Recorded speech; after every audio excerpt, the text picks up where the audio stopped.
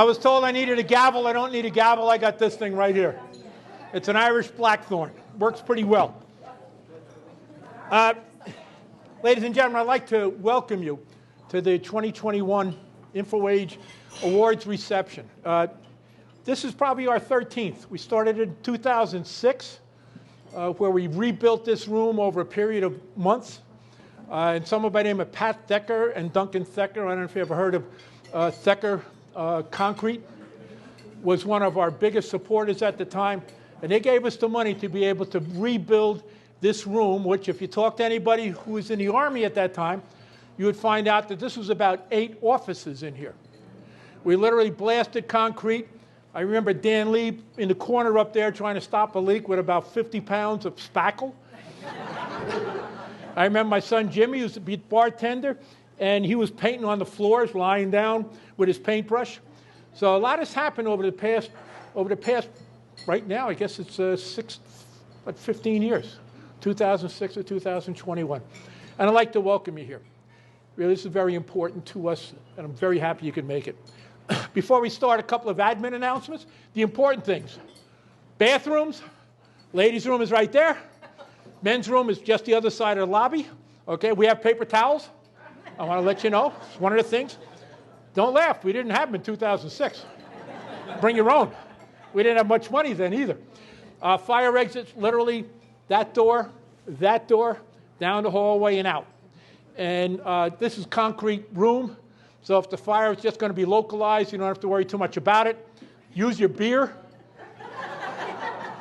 Don't use the wine. The wine is more expensive than the beer. Put the fires out. Smoking, let you know, just smoking on the porch. We have chairs and tables out there. If you wish to smoke, no problem at all on that. And we have given you, or in with your programs, is the tour guide map. This gives you an idea of something that we have here. We've developed this during the COVID year, during 2020. Thanks to Dan Lee, put this thing together. It is excellent, we think, to show what we have here. And the thing is, things happen so fast, it's already been outdated by a couple of new exhibits that we do have. And we have the silent auction, if you see it over there.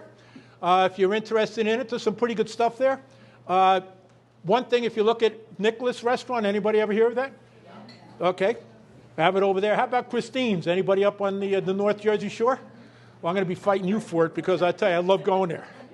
I'll tell you, you get abused by Ron all the time, but I mean, I tell you, it's a great place to go.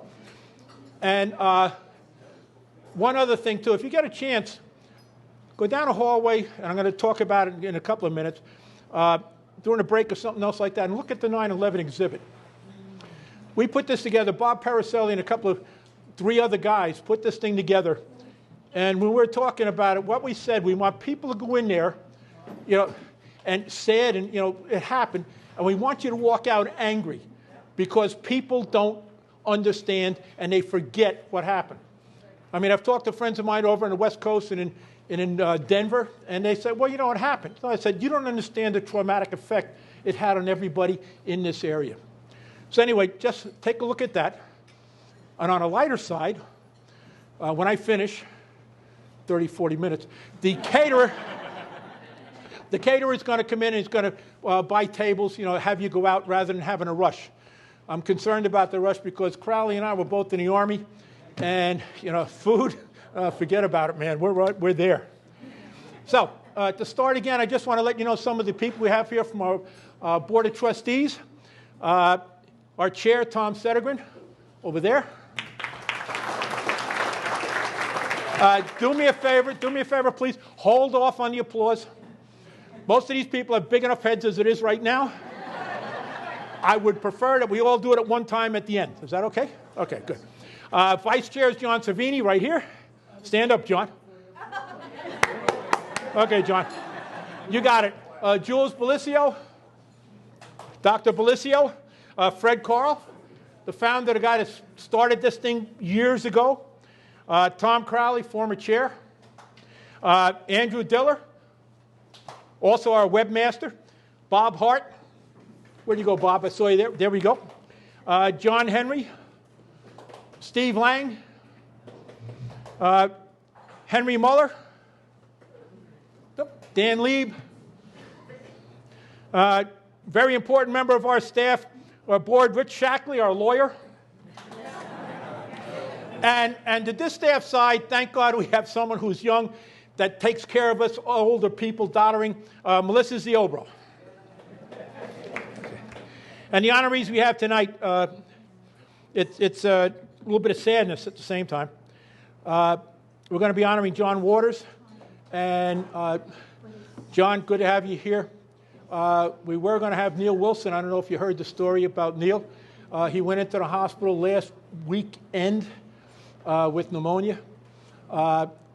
They thought that on Sunday he was recovering well. They thought that he could get out. In Monday, he took a turn and he needed more oxygen, and he passed away on Wednesday night. So John is going to be talking about what we're going to do for the family and so forth. The Chairman's Award, we're going to have Claire French right here, and Patriots Award, Mike Malone right there. And Trustee Emeritus John Truhan, who's not able to be here tonight. Claire's going to talk to that a little bit left. Now, real quick, I have people here that make this thing happen, that make this place work. Okay, these are our paid employees, 2 full-time and 1 volunteer. Gloria, stand up. Gloria, yeah, you can clap for her. Let me tell you. Gloria is my right arm. She's the Director of Administration for InfoAge. She's been 24 straight days right now, Gloria. She's been working. Everything you see on the table, the crudité, the cheese, et cetera, were done by her. Okay, all the tables are set up by her and by Pat Flanagan. Right, Pat? But she is the one that makes this thing happen. And then I got Pat Flanagan. Okay, Gloria's my right arm, Pat's my left arm. Pat is our facility manager. And you have 34 acres, 28 buildings. Literally, this is a 100-year-old place, let me tell you. And you want to know if things can go wrong? They can go wrong. And Pat not only has been hanging on everything. I mean, he does roofs, he does plumbing, he works with contractors and everything else along those lines. And I tell you, if it wasn't for him, this place wouldn't look as good as it does right now. So, I mean, an awful lot for Pat Flanagan. You can clap for him, too.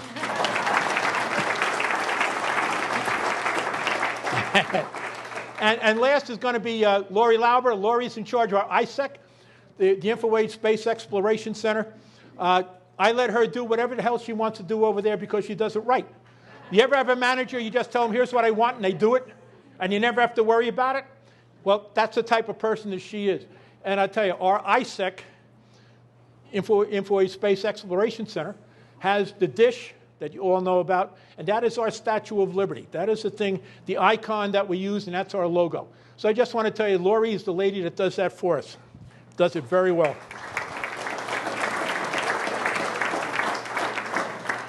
And some of you have been here before, so you got to put up with me again when I talk about the InfoAge, state of InfoAge.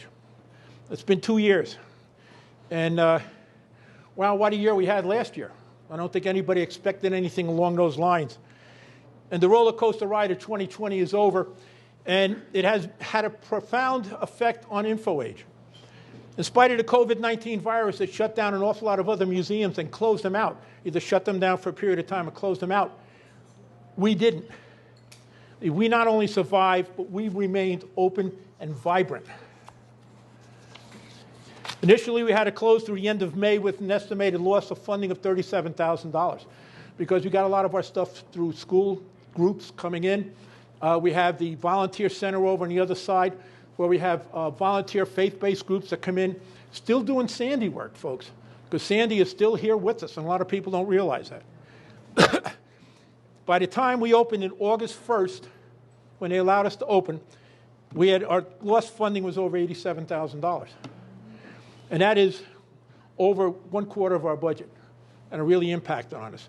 We attempted to overcome this by applying for grants and loans through the Small Business Administration. We had board members, volunteers, and our member organizations put in $17,000 for us. We received a $3,000 federal grant, received another $20,000 from Monmouth County. We continue to apply for COVID grants, and this year received another 2021 Phase 2, PPP Phase 2 grant. And it was good. It was a $32,000 grant, which helped us survive last year, what we owed last year, and through this year.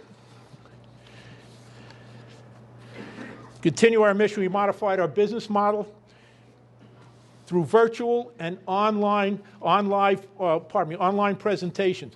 We now have our own Zoom account, which we didn't have before, and we've conducted several beta tests for presentations to students at Rensselaer Polytech Institute, the Yale ROTC, and our summer 2020 Space Exploration Week was conducted virtually, as well as our spaceflight lecture series.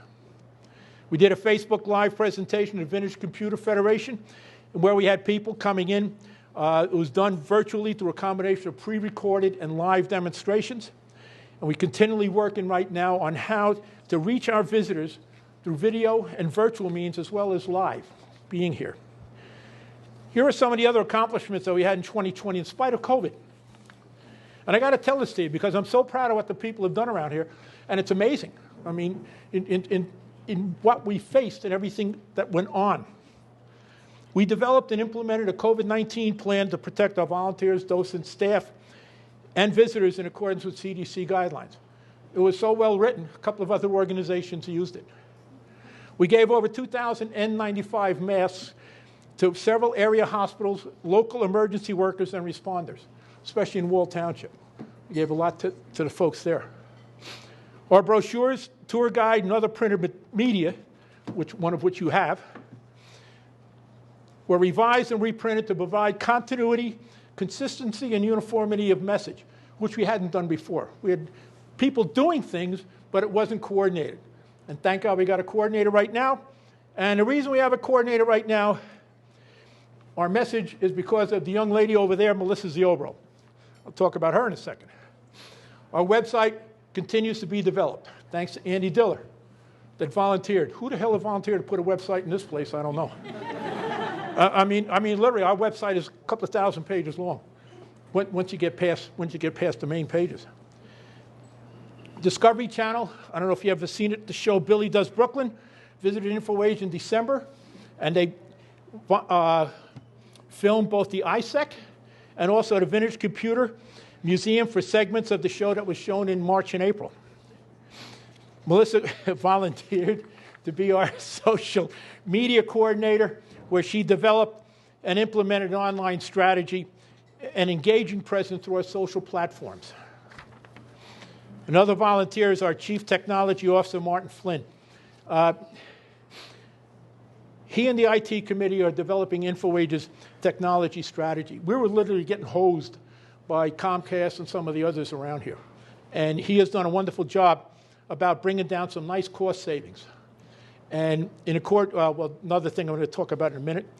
And one of the big things last year was the soft opening of the 9/11 Remembrance and Memorial. It was so much hard work, and I remember Bob and the guys in here, nights, days, and everything else like that, putting it together. And the dioramas are amazing.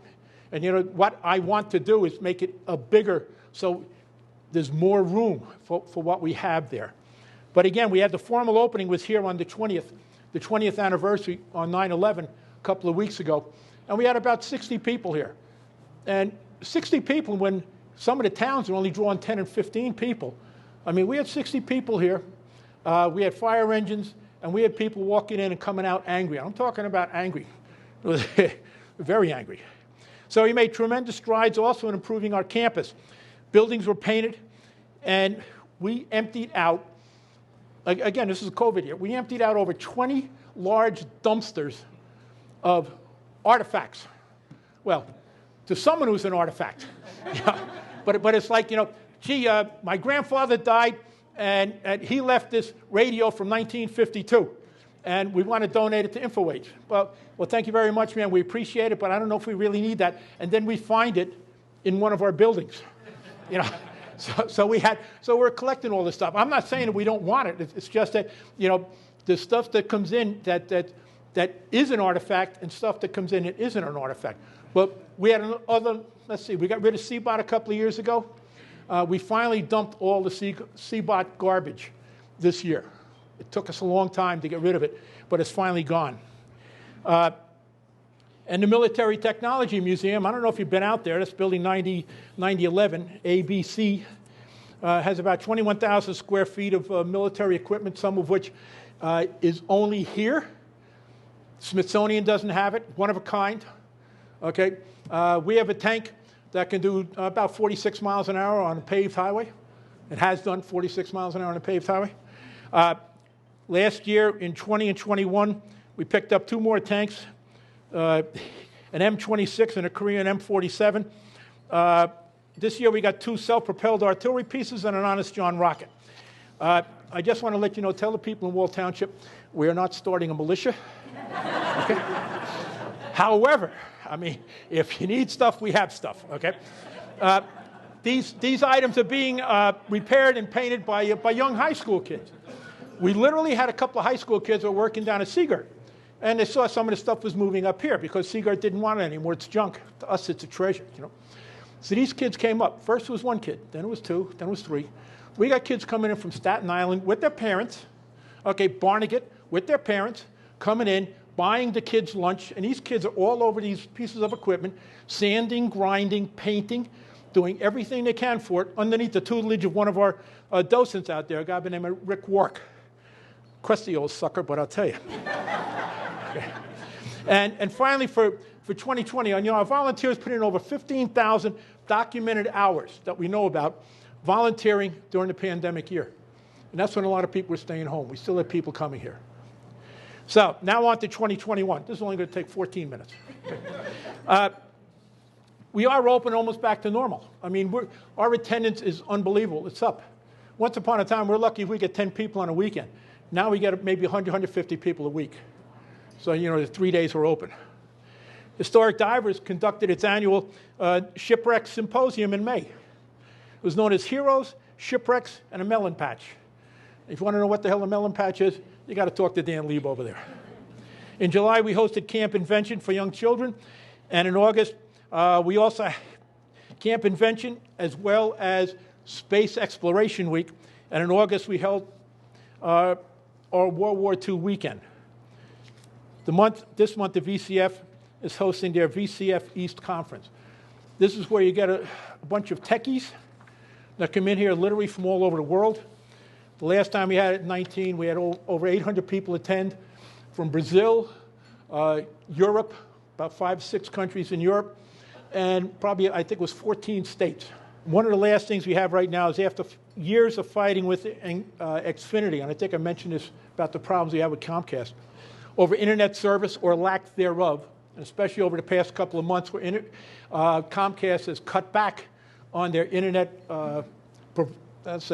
internet bandwidth here. Pretty certain, Tom. Steve Lang, one of our board members, reached out to a cousin who worked for Verizon, and he said, we got a problem. You were sitting in my office, Steve, he called you. 30 minutes later, there was a guy from Verizon out here with Steve looking at the poles. Where can we run this wire to get it in here? And I'll tell you, within 2 weeks, we had Verizon Fios in this place. And I'll tell you, we're just about ready to open it up to Steve. And just to wrap up, if you come here now, if you drive around now, and I tell people, if you come here, come back 2 months, and you're going to see more stuff or stuff that's going to be different. By the time you come back for next year's Wall of Honor or awards reception, you're probably going to see a decompression chamber. It's like a small submarine over by Building 9034, which is going to be the Maritime Pavilion. It's a 100-year-old mystery anchor. I don't know where the hell it came from. It was just found on the bottom of the sea out here. I don't know why the heck you want that on your front lawn, but we're going to have a satellite tracking dish over here. They're going to be tracking ISS, International Space Station. They're going to be working with NASA on that. We're going to have the Honest John rocket pointing towards New York City. We're going to have military vehicles and radars, and hopefully the way it looks right now, we finally found out who to talk to, and that's very difficult in the military sometimes. Get the RC-12 aircraft. We finally found out the point of contact at TACOM, and working with AOC, John Cervini, and a bunch of other guys, hopefully we're going to have that in here by that time.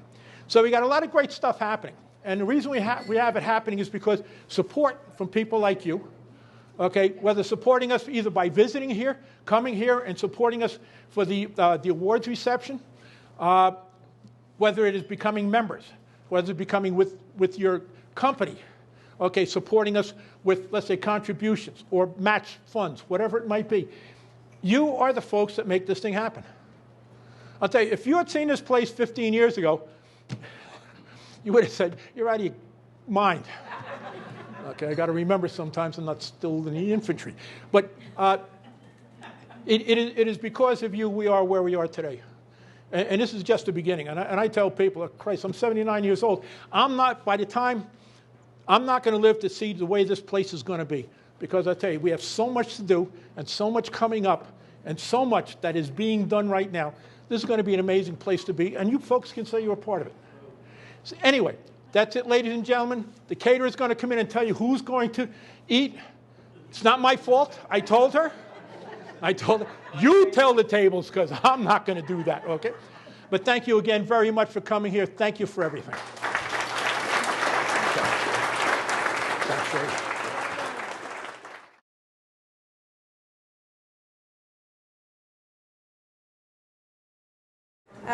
It's my honor tonight to talk a little bit about someone that can't be here tonight, another honoree, Emeritus, John Truhan. Because of the babies in his family and the COVID restrictions that he is very aware of, he can't be here tonight, but we hope that he will be here next year and we can give it this wonderful honor to him then. He's a local engineer, John Truhan, a one-man operation, a wonderful friend to the community, a wonderful friend to Wall Township, a wonderful friend to InfoAge, because he was here from the start, from the time it was the reuse committee charged with what do we do with this building? Do we have a prison? Do we have a mental hospital? What do we do here? He had a voice in what was going to ultimately become InfoAge. I know he would like to be here tonight, and let's all just give him a hand and say, next year even better, John.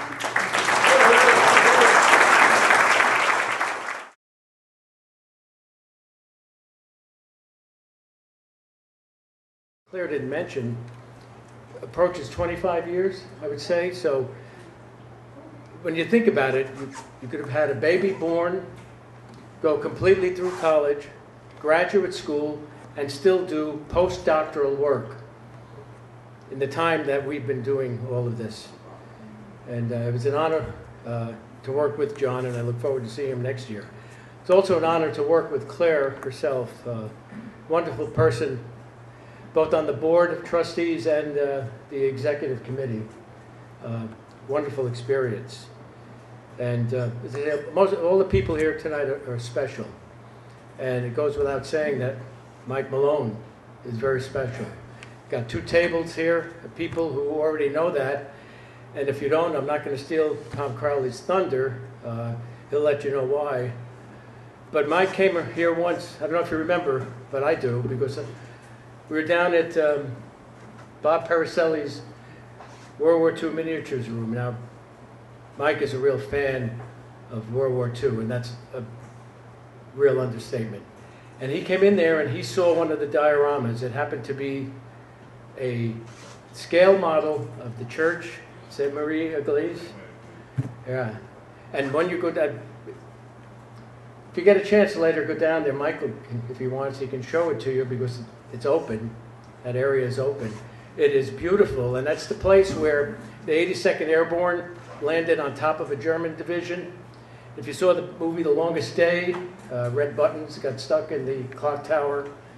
So you got to go see. So Mike pulls out his phone, goes like this, and there's a picture of him and his wife right there at St. Mary, right by the church, and I thought that was very, very impressive, and he's been very impressive.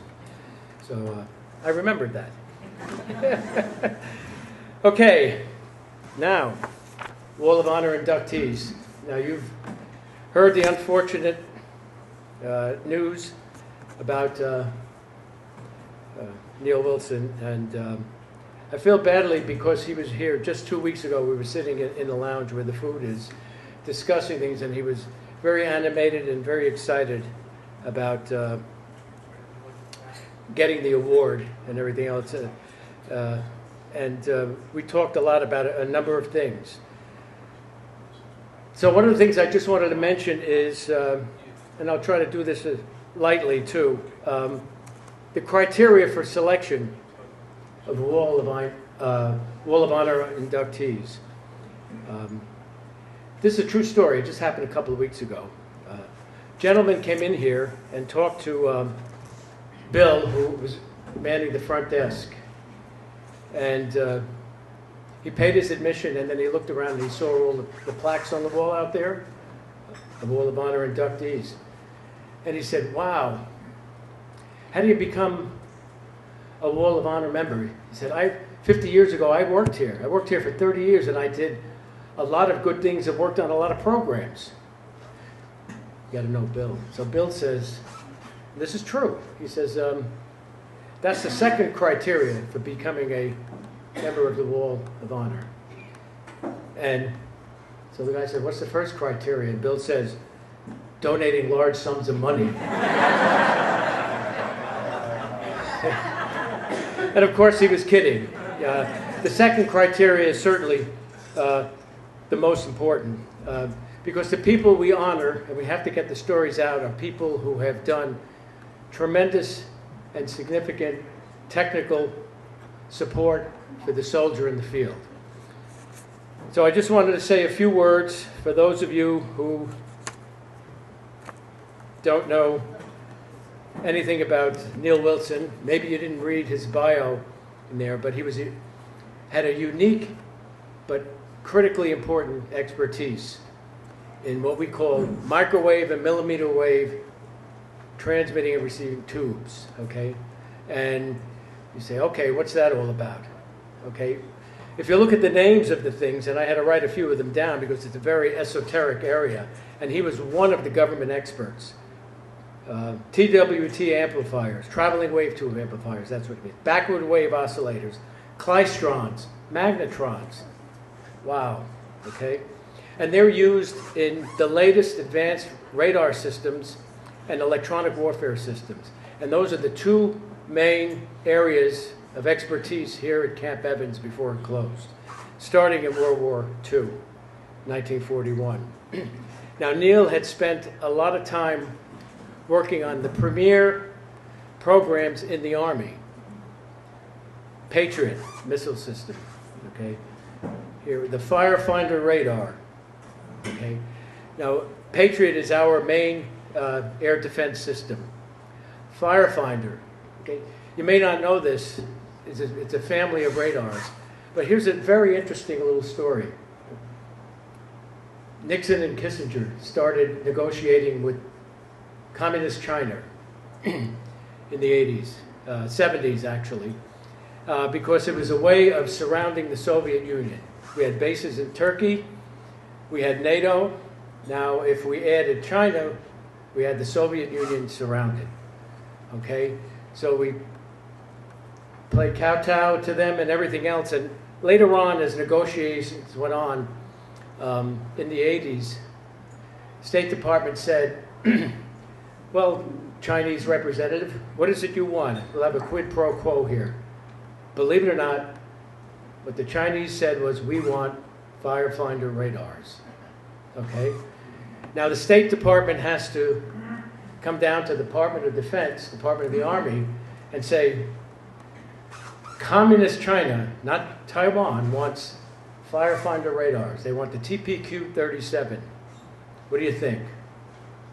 Well, I guess we can't really put in words what the Army thought, well, at least what the engineers thought here. So that was written up in proper language. No, can't do that. First of all, we haven't finished deploying it to the Army, U.S. Army, the production line. We haven't given it to NATO, and we're also going to give some to Israel. Overruled by the State Department. Okay. 2 units were pulled off the line before Fort Bliss got their full complement of Firefinder radars and was given to Communist China. So now if you Google Communist China counter-mortar, counter-battery radars, you will see United States technology right there. Another thing is about Firefinder is you may have heard of the incident at Karzai Airport in Kabul, Afghanistan. ISAC had launched 5 missiles out of a vehicle, okay? And the only people around were U.S. troops, okay, because they were the last to go out the doors. Well, what happened was the Army had put in something called CRAM. Okay, a CRAM is a system where you have sensors cueing a land version of the Navy's Phalanx weapon system, close-in weapon system. And the key is that the Phalanx gets the cues from the radars, okay, turns on its own radar and shoots a curtain of lead up and takes out the incoming threat rocket, which is exactly what happened. Now, the key to CRAM is the counter-mortar, counter-battery radars that were associated with it. LCMR, lightweight counter-mortar radar, and Firefinder, developed here and at Fort Monmouth. Now, immediately after those rockets were launched, the radars calculate where it came from. Immediate counterfire. And the Toyota that fired the rockets was immediately destroyed. So if you Google it, you'll see the destroyed Toyota and the tubes of rockets, so they could never get their second round fire. So those are the kinds of systems that people like Neil had worked on. Now, if he was here, I was going to ask him to tell the story of where he was. Those of you who are old enough to remember Super Bowl I. Okay? Everybody who was old enough to remember Super Bowl I, you know where you were then? Probably at home, because it's February, and you were, or January, and you were watching it on TV. Neil Wilson was in Redstone Arsenal, Huntsville, Alabama, for 3 months straight, because he was the foremost expert on a transmitter for the emerging Patriot missile system. And those are the kinds of things that he did.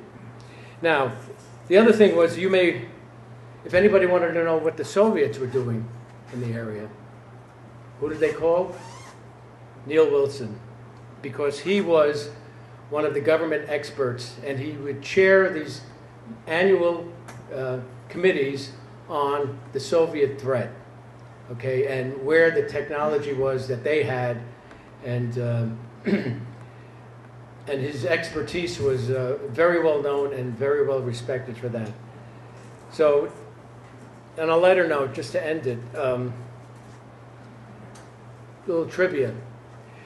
Neil was proud of the fact that he and Clint Eastwood were born on the same day in the same year, and I thought that was pretty good. And one last thing he asked me on another note was that we talked a lot. Neil was a member of AOC, okay, as was John Waters, and you'll hear that. AOC is a professional organization, has supported Camp Evans from the beginning, and is InfoAge, and they're professionals in electronic warfare. And it started in World War II, first with the Brits, and then the U.S. as part of the 8th Air Force, where you had to go in and take out German radars, which were causing massive casualties. If you were in the 8th Air Force or the RAF, the casualties through 1943 were 50% because of the radar detection of the incoming bomber force and scrambling. They were able to scramble the night fighters, and set the fuses on the 88s. So a curtain of lead went up. So radars and jammers were designed to alleviate the problem and reduce the casualties by 40%. So initially what you had was a plane, a special plane called ferret planes, where EW equipment was put on and forced the Germans to turn on their radars, and then they took the measurements so they knew how to jam them. And the Brits who flew those missions were called Ravens, and Americans were called Crows, and that's where the AOC was founded, at McGuire Air Force Base. So Neil and I were talking, and you know, there's this funny grouping of animals. They have these names. And does anyone know what a group of ravens is called? It's called an unkindness of ravens.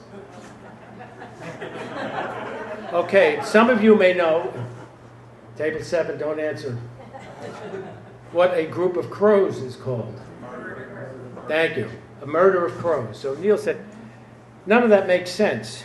And he said to me, do you have anything that really makes sense? And I said, yes, I have one. And this is true. A Congress of baboons.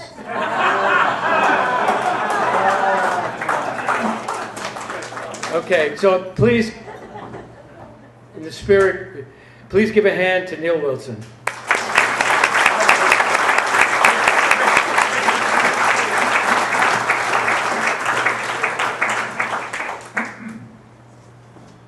Okay.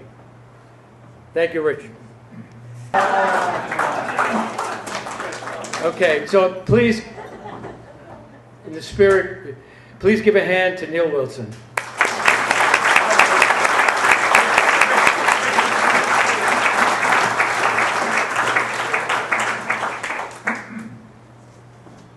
Okay. Thank you, Richard.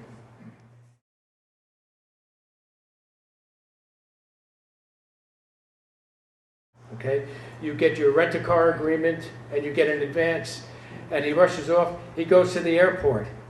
He lands. He's rushing to the counter for the rent-a-car, and the young lady's back there. And he says, gets his car, and he says, okay, can I have a map? I need to get to the Navy base. The young lady says, the Navy base? What Navy base? And he says, the Navy base, I got a meeting at 11 o'clock. She says, well, I'm new here. Let me get my manager. So the manager comes over. And John says, look, I got to get to the Navy base. You know, it's supposedly an hour south of Indianapolis here. And I may be late, but I can get there. And the manager says, Mr. Waters, you're going to miss your meeting. And John says, why? He says, because you landed in Minneapolis. John, soon I told that story. Okay. Please join me in presenting this to Mr. John Waters.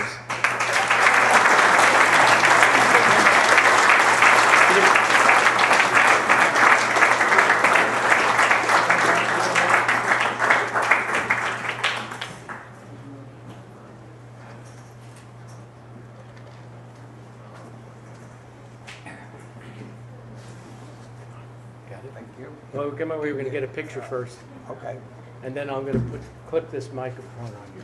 Okay, over a little more to the left. Okay. Congratulations, John. You were a handsome devil. Wow. Thank you. Okay. John, you told all the stories, though. Not all I made them all up. No. John, you go ahead. Thank you, John. I was sorry to hear about Neil Wilson because I had worked with him. He was the expert in high-powered traveling wave tubes. So I want to tell you, let me cut my phone. I want to tell you a story about high-powered traveling wave tubes. Two captains from the Air Force, Space, and Missile Systems Center came into my office. They said, we just have a new missile, and we want you to try and jam it. It's going to be in Huntsville, Alabama, the test. At a certain date, it's not changeable, and we're not going to give you any technical information. So again, I have to do a wideband pure noise jammer. So I built 2 of them, and then we have going to and had to build a little noise amplifier. And when I went to a meeting in California, and I said, I don't think I have enough power. And I said, at the meeting I said that, and one guy said, you've got enough power. I hope it's wine.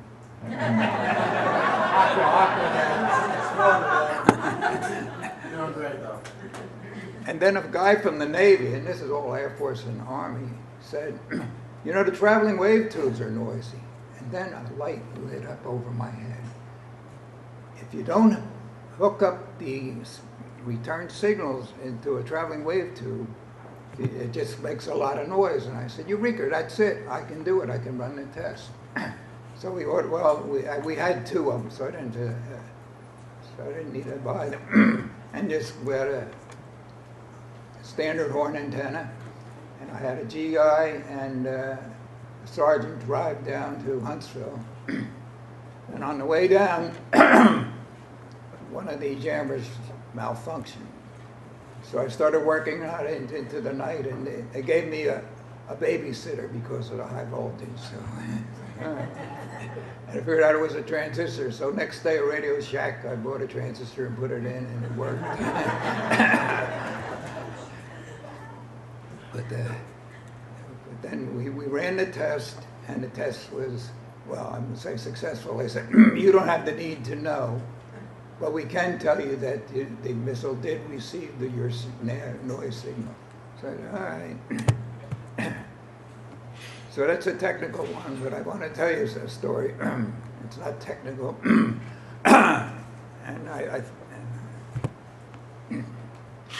Barbara and I go to 50th wedding anniversaries and celebrations.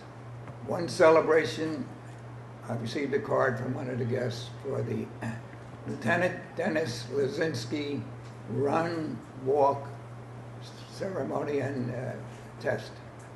So I said, all right. So what was I going to say? So then I told him this story. I met Dennis. I met Dennis on the pool deck of the community YMCA. He was captain of the swim team at West Point, and he said to me, I'm going to be a paratrooper. I said to him, my son is a paratrooper. He's a lieutenant colonel stationed at the airborne unit in Italy.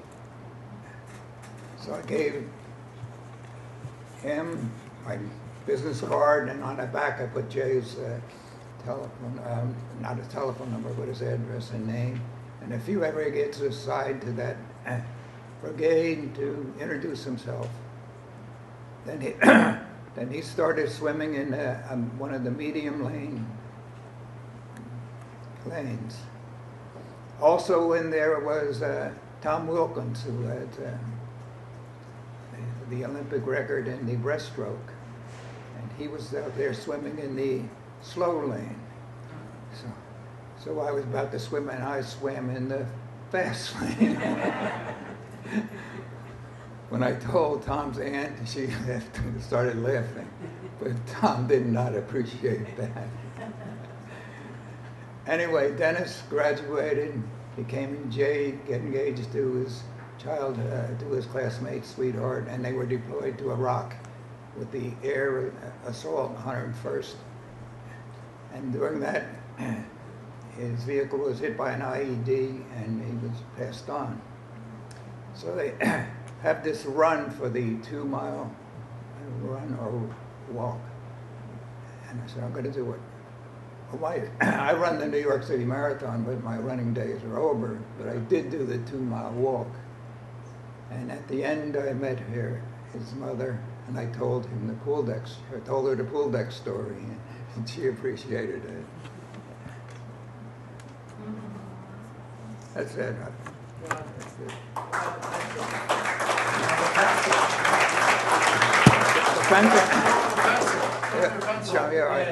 Tell them why. Oh, all right, yeah, all right. So we were flying a test over to Chesapeake Bay, and close. It's called a nap of the Earth. So and we want to get below the radar. And before we take off, the pilot breaks his pencil in half. So I broke my pencil in half. He said, "You know why we did that?" And I said, "No. In case of a crash, you don't want to get punctured by a big pencil." So I said that. He said, "Oh, and by the way, in case of a crash, don't get out of the aircraft until the rotor blades stop. Otherwise, I'll cut off your head." But show them when you took your pencil. So I said, whatever he does, I'm going to do.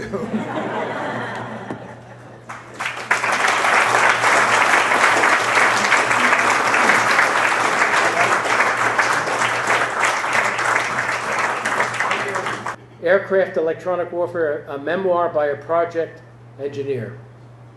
Okay, and I also received, he made a copy of the letter that the president sent to him thanking John for sending him a copy of his book. And one of the stories I love in this is about the time John went down to Patuxent, again consulting with the Navy. He consulted with Special Forces. You know, in the Navy, they have a littoral Navy, they call it, close to shore and everything else. They didn't know anything about radar warning receivers from boats, so they talked to John about the APR-39. Okay. Well, anyway, he goes to Patuxent, and he's going to go on a special mission with the Navy personnel, and they sit in the helicopter. And John looks at the fellow next to him, and the fellow takes out a pencil, puts it in his pocket. So John takes out his pencil, breaks it, puts it in his pocket. You can tell him why he did it. There it is. He's got his broken pencil. Okay. So there are a lot of wonderful, wonderful stories in the book. I'll have it at this table. You can take a look at it. It's self-published, and it's a wonderful, wonderful story of how somebody on the forefront with the soldier in the field does his job. But John, there's one story, one more. There's one story that's not in the book that he just happened to tell me years ago, and I'll always remember this. And it goes like this. John had to go, again, the Navy, right? The Navy, they're calling on him, this Army guy. Experience Navy Electronics Group in Crane, Indiana. Now you say Crane, Indiana, Navy? Crane, that's, I think somewhere in Indiana is the absolute second center of the United States. Not close to any water. Now, believe it or not, Neil Wilson told me about this, and he said in 1941, when we looked like we were going to have a two-ocean war, all right, two-front war and two-ocean war, the Navy got really worried. All their ordnance was going to be like in New Jersey, okay, or on the West Coast. And they were worried about saboteurs, terrorists, and a whole bunch of other things. So they created this place a little over an hour south of Indianapolis, Indiana, called Crane, okay, the Electronics Command. Now it's part of Navy Surface Weapons System. So John had to go travel there on business. And this was a rush thing. It was a high priority. So he's running around. And, of course, the secretaries then did a lot of work for us. And you get your tickets. You get your orders. Okay? You get your rent-a-car agreement. And you get an advance. And he rushes off. He goes to the airport. He lands. He's rushing to the counter for the rent-a-car. And the young lady's back there. And he says, gets his car, and he says, okay, can I have a map? I need to get to the Navy base. The young lady says, the Navy base? What Navy base? And says, the Navy base, I got a meeting at 11 o'clock. She says, well, I'm new here. Let me get my manager. So the manager comes over. And John says, look, I got to get to the Navy base. You know, it's supposedly an hour south of Indianapolis here. And I may be late, but I can get there. And the manager says, Mr. Waters, you're going to miss your meeting. And John says, why? He says, because you landed in Minneapolis. John, soon I told that story. Okay. Please join me in presenting this to Mr. John Waters.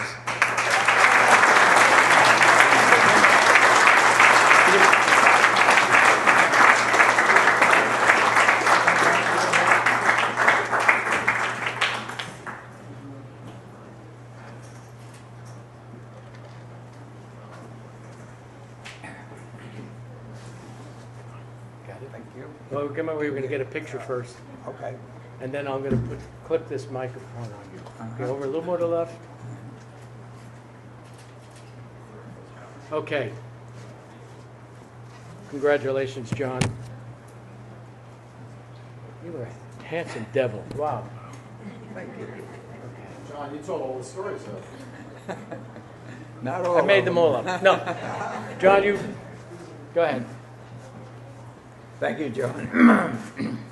I was sorry to hear about Neil Wilson because I had worked with him. He was the expert in high-powered traveling wave tubes. So I want to tell you, let me cut my phone. I want to tell you a story about high-powered traveling wave tubes. Two captains from the Air Force, Space, and Missile Systems Center came into my office. They said, we just have a new missile, and we want you to try and jam it. It's going to be in Huntsville, Alabama, the test.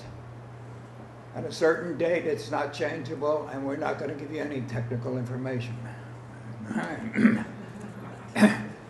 So again, I have to do a wideband pure noise jammer. So I built two of them, and then we have going to and had to build a little noise amplifier. And when I went to a meeting in California, and I said, I don't think I have enough power. And I said at the meeting, I said that, and one guy said, you've got enough power. I hope it's wine.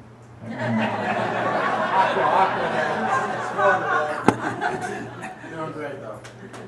And then a guy from the Navy, and this is all Air Force and Army, said, you know, the traveling wave tubes are noisy. And then a light lit up over my head. If you don't hook up the return signals into a traveling wave tube, it just makes a lot of noise. And I said, Eureka, that's it. I can do it. I can run the test. So we ordered, well, we had two of them, so I didn't need to buy them. And we had a standard horn antenna, and I had a GI and a sergeant drive down to Huntsville. And on the way down, one of the jammers malfunctioned.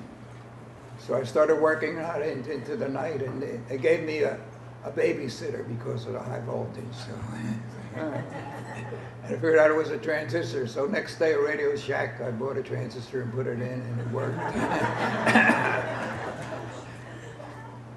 But then we ran the test, and the test was, well, I would say successful. They said, you don't have the need to know, but we can tell you that the missile did receive your noise signal.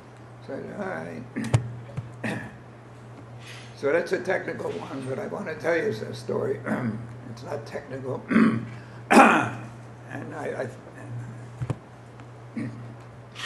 Barbara and I go to 50th wedding anniversaries and celebrations. One celebration, I received a card from one of the guests for the Lieutenant Dennis Lazinski run, walk, ceremony, and test. So I said, all right. So So then I told him this story. I met Dennis. I met Dennis on the pool deck of the community YMCA. He was captain of the swim team at West Point, and he said to me, I'm going to be a paratrooper. I said to him, my son is a paratrooper. He's a lieutenant colonel stationed at the airborne unit in Italy. So I gave him my business card, and on the back I put Jay's telephone, not his telephone number, but his address and name. And if he ever gets assigned to that brigade to introduce himself, then he, then he started swimming in one of the medium lanes. Also in there was Tom Wilkins, who had the Olympic record in the breaststroke. And he was out there swimming in the slow lane.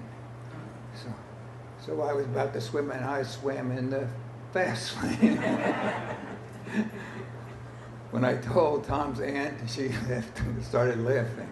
But Tom did not appreciate that. Anyway, Dennis graduated, became Jay, get engaged to his to his classmate, sweetheart, and they were deployed to Iraq with the air assault 101st. And during that, his vehicle was hit by an IED, and he was passed on. So they have this run for the 2-mile run or walk. And I said, I'm going to do it. Well, I run the New York City Marathon, but my running days are over. But I did do the 2-mile walk.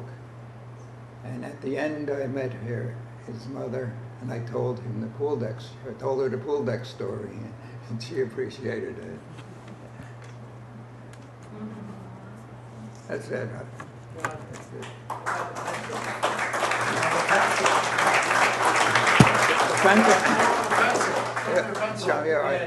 Tell them why. All right, yeah, all right. So we were flying a test over to Chesapeake Bay, and close. It's called a nap of the Earth. So we want to get below the radar, and before we take off, the pilot breaks his pencil in half. So I broke my pencil in half. He said, "You know why we did that?" And I said, "No. In case of a crash, you don't want to get punctured by a big pencil."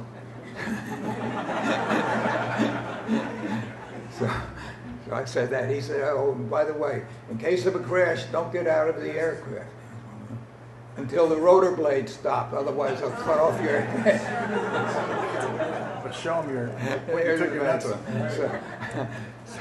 So I said, whatever he does, I'm going to do.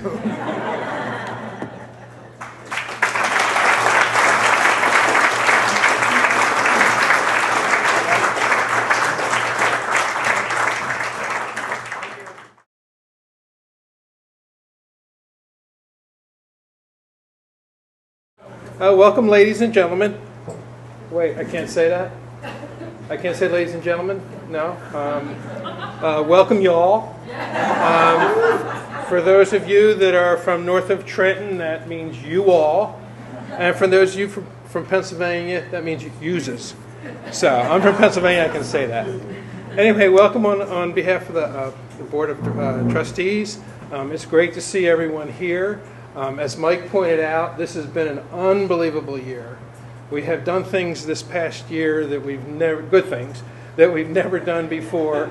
The local community is coming out to support us. We have people coming from all over New York, Pennsylvania, New Jersey, Delaware, to really make this place happen. And for me, coming here, 5.5 years ago, 6 years ago, starting out working with Ray Chase, fixing windows and cleaning coffee stains off the floor, it's really been, I think, an epiphany for all of us to be able to see where we've come in such a long period of time, or short period of time, I should say. Mike, and Mike is the one we need to thank for that. Sometimes he's not thanked. Mike, thank you so much. Mike has raised so much money, more than anybody. And he deserves a lot of credit for keeping quote, us crazies going in the right direction. So thanks, Mike. I joined the board, I guess it's about 4 years ago, Mike, 4? And being a newbie, basically I didn't know what was going on. Most of these people had a lot of experience on the board, John and Mike and Claire. And the most important thing that I did was I listened to Claire. And she's an extremely wise person, extremely intelligent person.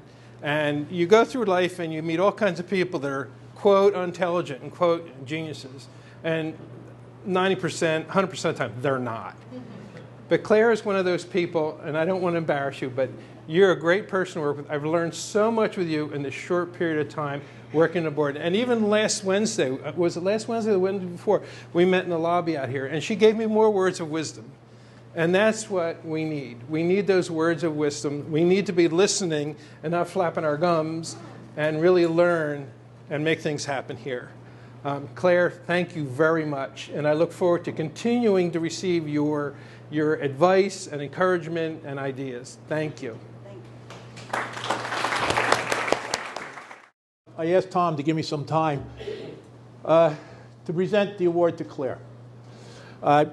John said Tom said, very intelligent, a genius. And she was. Because she hired me to be the base transition coordinator, okay, to turn over the Evans area from the military community to the civilian community. Now, this is extremely rare. This is 1995, the first time I met Claire. And I'm applying for a job as a deputy chief of staff at Fort Monmouth. Half deputy chief of staff, the other half you work for Department of the Army, or Department of Defense. And I walk into a room, and there's, turned out to me and my boss, Colonel Pat Thornton, Bantam Rooster, who I loved, probably one of the best chiefs of staff I saw at Fort Monmouth, Joe Varuni, and Claire French. I'm trying to figure, what the hell is this about? You know, normally you're meeting people that work at Fort Monmouth. And it was unique because the job was going to be interacting with the community. And I just thought it was strange. But I put on my best Irish, well, you know, the Irish can talk, you know, and I've kissed a Blarney Stone. So I was able to convince, and the next thing you know, I was hired for the position as a base transition coordinator. And that was in 1995. And that was the beginning of my interaction with Claire. And it started not only with the Reuse Authority, the Restoration Advisory Board to clean up this place. We ended up not only being, let's say, working together, but also becoming very good friends. Now, you've read all the stuff that she does in the book. And you have, you know, we normally give 1 page for someone who's going to get an award or going to receive something other than the Wall of Honor. Because the Wall of Honor, these guys got 30 years, 40 years, 50 years in doing stuff. Claire was the first one that were presented with 2 pages because of all she has done. And it's, you know, the Chairman's Award is not only what they did for InfoAge, but what they did for the community. And for years, we met over in the cottages across the street when the Army wouldn't even let us come on this post. And they only let us in the cottages simply because we just wore them down a little bit. They finally let us in this building, but we couldn't go further. We couldn't go out the back door, basically what it boiled down to. In 2006, they finally let us have the whole campus. Claire was there when we first started up the Board of Trustees, and she was there for us all the years. She was secretary for years. She's been turned out to be great friend. We have breakfast a lot. We're not Anglophiles. We're Irishophiles. Okay. The Frenches come from the same general area as my mother over in County Roscommon. So we talk a lot about Roscommon. She gave me a lot of guidance. You know, used to talk about Margaret Thatcher being, you know, the iron fist in the velvet glove. You don't want to mess around with that lady when she has something on her mind. I'll tell you. She is an exceptional individual, not only for what she did here, but if you look at what she did for the county. You look at the amount of years that she was a mayor of Wall Township. You look at the amount of years and some of the things that she instituted. The canines. You look at when she was the county clerk, that she microfished everything. All of a sudden, you don't have stuff on paper. Now it's on electronic. You look at the county down here in Neptune. The county connection. You walk in there, you want a passport, you walk in there, you get a passport. You don't have to worry about stuff. She has done so much, not only for us, but also for the county. And I'm just so very happy to be able to present her with this award to my friend, Claire French. Claire.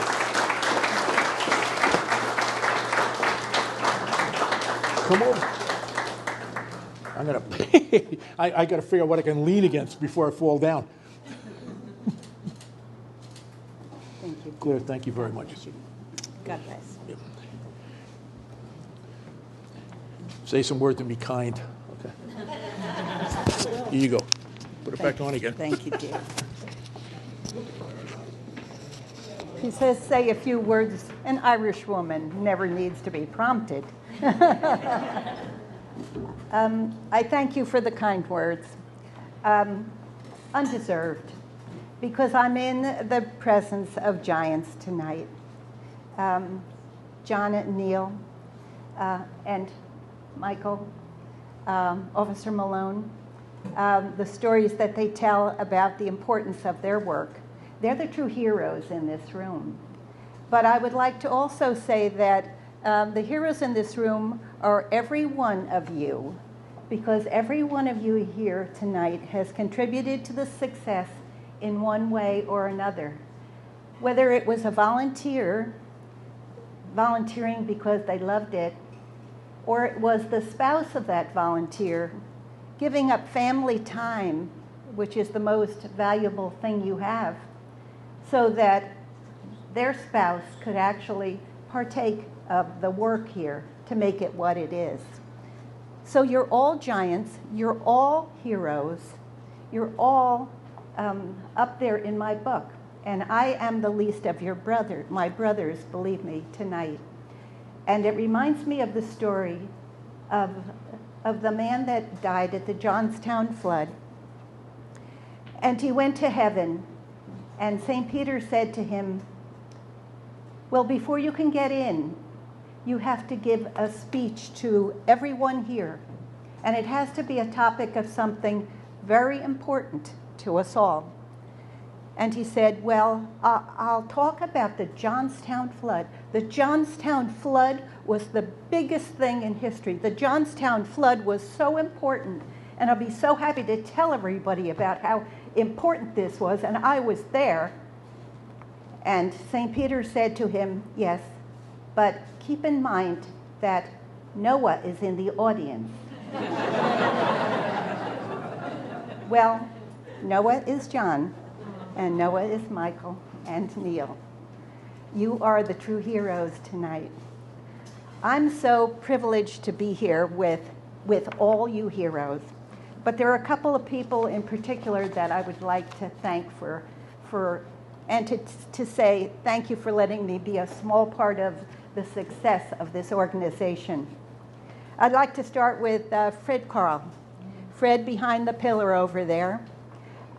Fred's the founder. I was there the night that he came to the governing body meeting, and he said, I have an idea for what we can do with Camp Evans, and we've got to preserve the history of all the important work that went on here.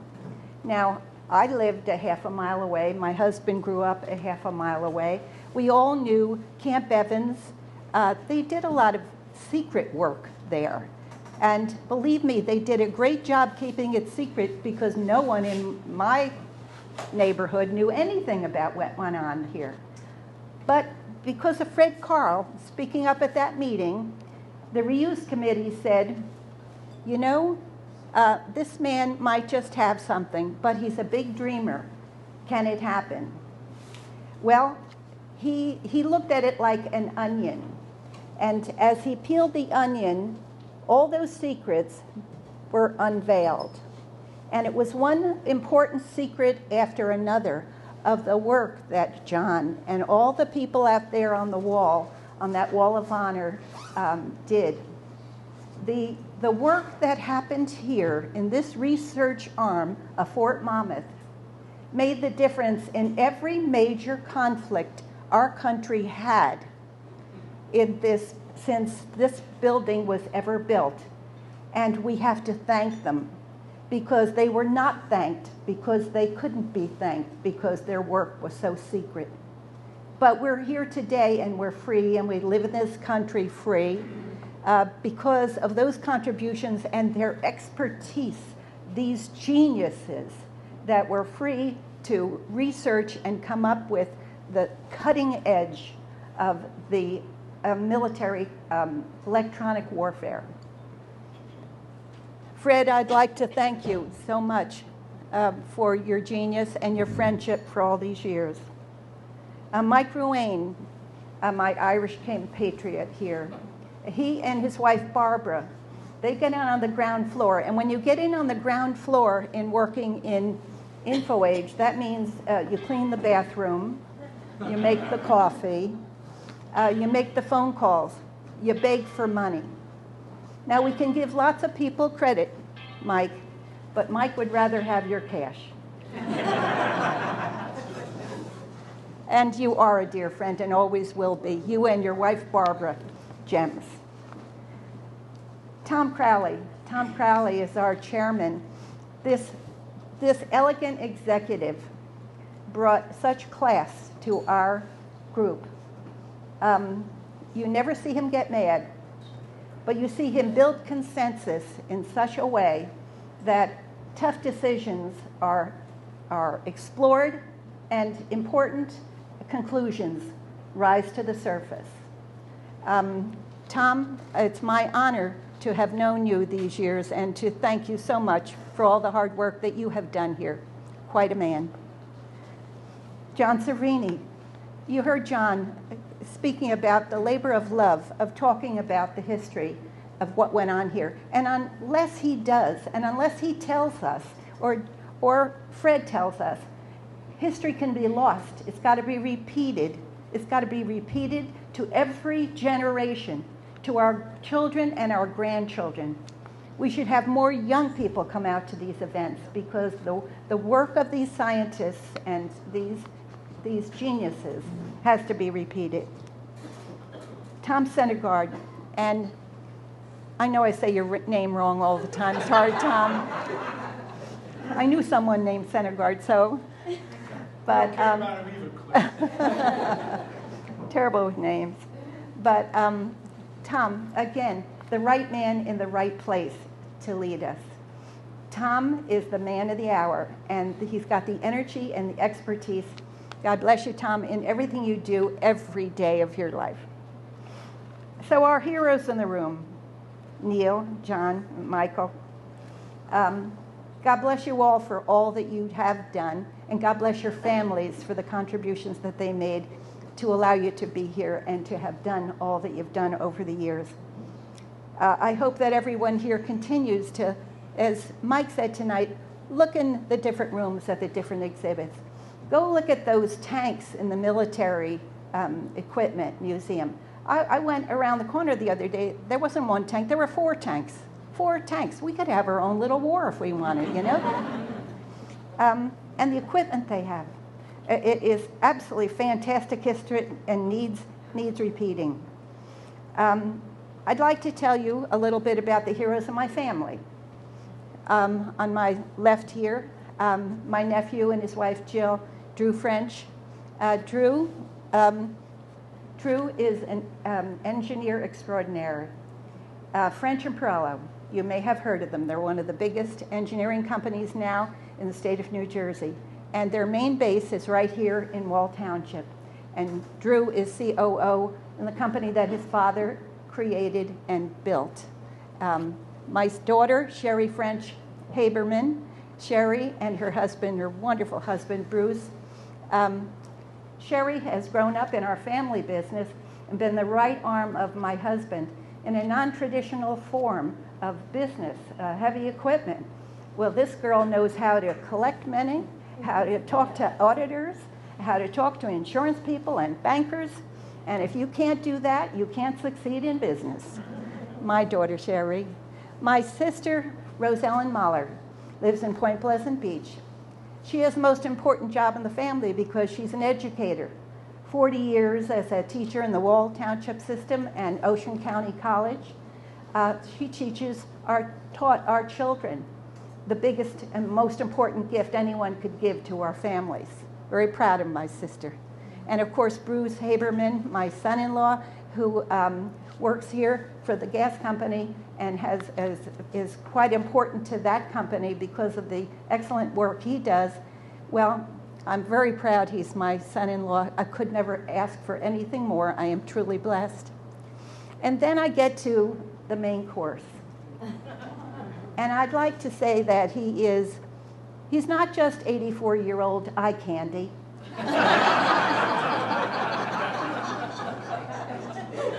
But he is to me.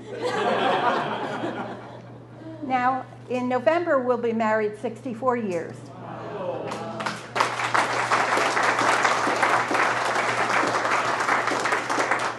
And it reminds me when people say, gee, 64 years, and well, what does that mean? What's your secret? Well, it brings to mind my favorite anniversary story, and that was when I was listening to radio, imagine radio, and they were interviewing Ruth, the evangelist, Billy Graham, his wife. And it was a very rude interviewer, but he was asking her bold questions. And he said to her, you're married to this wonderful man who is such an idealistic person and so holy. Well, but you've been married all these years. Can you tell me, in all those years, have you ever even once thought of divorce? Just once. And she said to him, I can honestly tell you that in all these years that we have been married, we have never ever once thought of divorce. Murder, yes.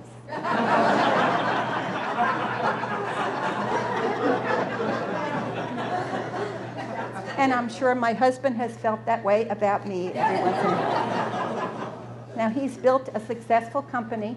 When I met him as he rolled in his motorcycle, he was a race car driver. Later, my son became a race car driver and a champion of his track and Winston Cup. And my grandson now is a champion race car driver.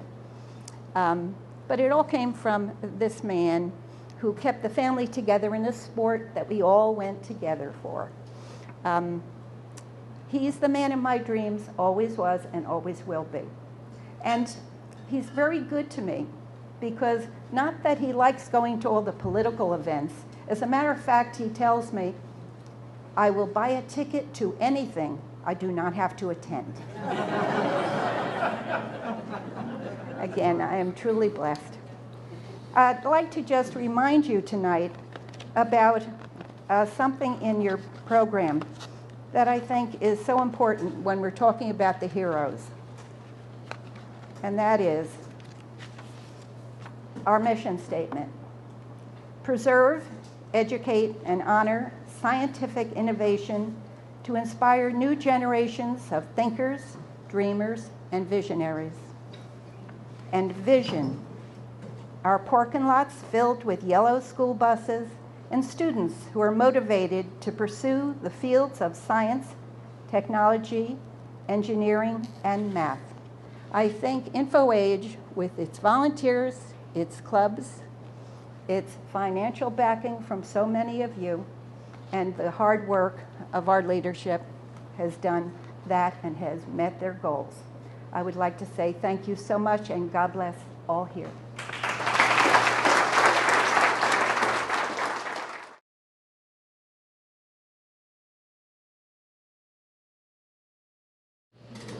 Hi, good evening.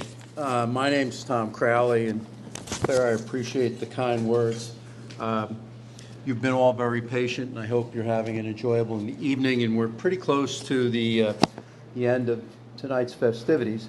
I wanted to talk to you about our next award, and it's called the InfoAge Patriot Award. It doesn't get awarded every year. It takes special people to receive this.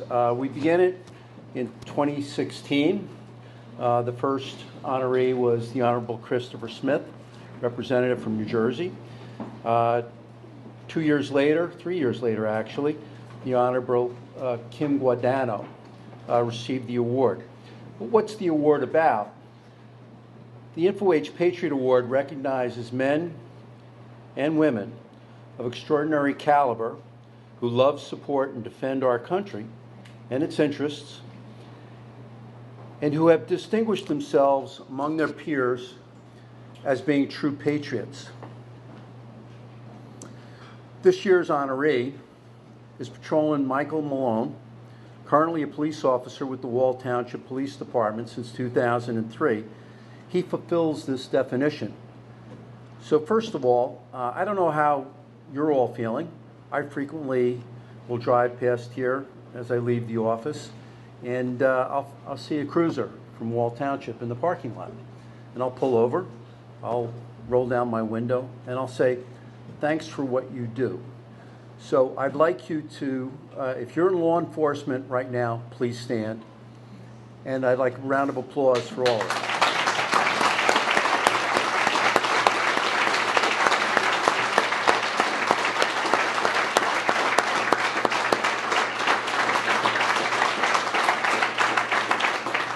And next, if you're the meaningful other of law enforcement, please stand, and a round of applause as well.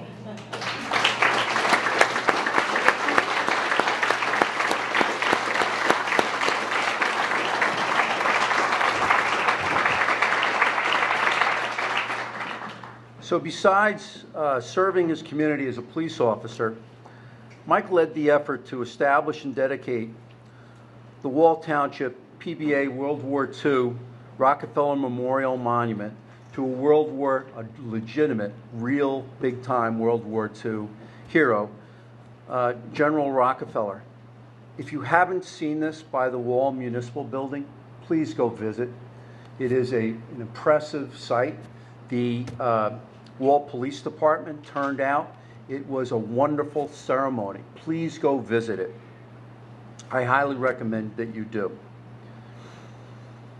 Since the spring of 2019, Mike has been an active volunteer with the Best Defense Foundation, whose mission is taking care of the ones who took care of us. I think Mike gets this from his parents, Lou and Mike, and I knew Mike from many years ago.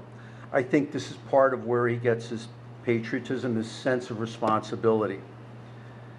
Taking care of the ones who took care of us, Mike has escorted numerous veterans to the battlefields throughout Europe, where as a volunteer, he's responsible for the day-to-day care, safety, and overall experience of the World War II veterans that brings them closure, recognition, and honor. This past June, he escorted 6 veterans to Europe. Although unable to travel during the virus period, the foundation focused on sharing stories through live interactive interviews with the global honor walks on the anniversary of D-Day, Battle of the Bulge, and Iwo Jima. Mike feels he honors his great friend, Harry J. Rockefeller, by sharing his legacy with the community and the students of Wall Township. A graduate of Wall Township High School and a 2002 graduate from the College of New Jersey, where he received his Bachelor of Science in Law and Justice degree, Mike and his wife Ainsley live in Wall Township. I'd like Mike's parents to stand up just for a second, please. Mike and Lou.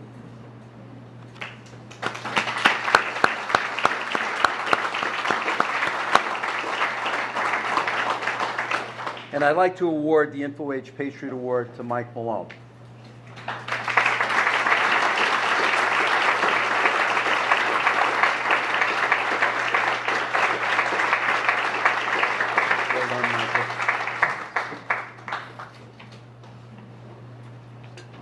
One more thing. We're going to give you this book on Camp Evans. If you're ever in our bookstore, it gives you a lot of the history of what went on here. There is Nobel Prize winning science from some of the people out here that helped win America's wars. Please accept this with our kind congratulations and an additional presentation from my burly colonel here. Excuse me, Mike, just stand over there for a second. Get out, Mike. That's because you're older. Yeah, got to respect your elders, Crowley. Let me tell you, I wrote 4 of your OERs. I can write another one. We got Joe Schloter came in this afternoon with a special presentation for Mike. And I'm just going to read it, and then we're going to present it to him. Congressman Chris Smith would love to have been able to be with us tonight, but the House is in session, and Chris is in Washington with important votes coming up. As you may know, 2016, Chris was the first person to receive, the award, the Patriot Award. Tom Post pointed that out. Joe said that having worked with Officer Mike Malone at different times over the last several years, he was honored to be able to have a flag flown over the United States Capitol to mark the occasion. The accompanying certificate, signed by the architect of the Capitol, reads, at the request of the Honorable Christopher H. Smith, Member of Congress, this flag was flown over the United States Capitol to recognize the Wall Township recipient and police officer Mike Malone upon receiving the Patriot Award from the Information Age Science and History Museums. Recognizing his extraordinary support of American veterans and his status as a true patriot, this flag was presented on October 1st, 2021. Thank you for outstanding work, and may God bless you in your future endeavors.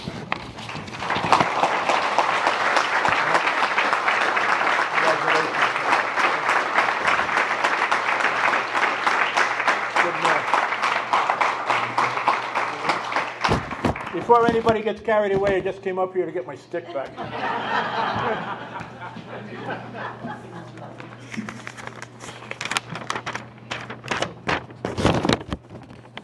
I would like to thank InfoAge for this incredible honor.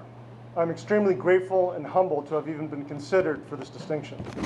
A patriot can be defined as a person who vigorously supports their country and is prepared to defend it against enemies or detractors. I accept this award for all true patriots who served in the military during times of war and peace, including my family members, friends, and co-workers, because by definition, they are true patriots. Patriotism, pride, honor, and respect were the values instilled by my family, coaches, teachers, and most of all, the veterans in my life. My father, who served in Vietnam as a Navy Seabee, my uncle Anthony, who retired from the Navy as a commander, both my grandfathers who served in the Army in World War II, and a very special friendship developed with a World War II veteran I met on routine patrol in 2012. Right before he died, I made him a promise that he wouldn't be forgotten. It was the values I spoke of earlier that guided me to honor him and all World War II veterans with the monument you see outside the Wall Township Police Department. After dedicating this memorial, I was given the opportunity by Donnie Edwards to be a team member with the Best Defense Foundation. The volunteers of this organization provide the one-on-one care for the World War II veterans as we bring them overseas to the places they fought and served over 76 years ago. Places like Iwo Jima, Normandy, Holland, Belgium, and Germany. This past July, we brought 6 World War II veterans to Berlin in the midst of a pandemic. We got there, we were there for 10 days, and we came back. In 2 months, we head to Pearl Harbor for the 80th anniversary of the attacks that launched the United States into the Second World War. We honor our oldest true patriots from the greatest generation with our mission, taking care of the ones who took care of us. In closing, I wanted to share a quote which became the unofficial motto of the 4th Armored Division during World War II. When asked to provide a nickname for the boys of the 4th Armored, Major General John Shirley Wood proclaimed, "They shall be known by their deeds alone." And that is certainly true for all patriots. Thank you to the board of InfoAge for this incredible honor and this very special evening. May God bless you all, and God bless the United States of America.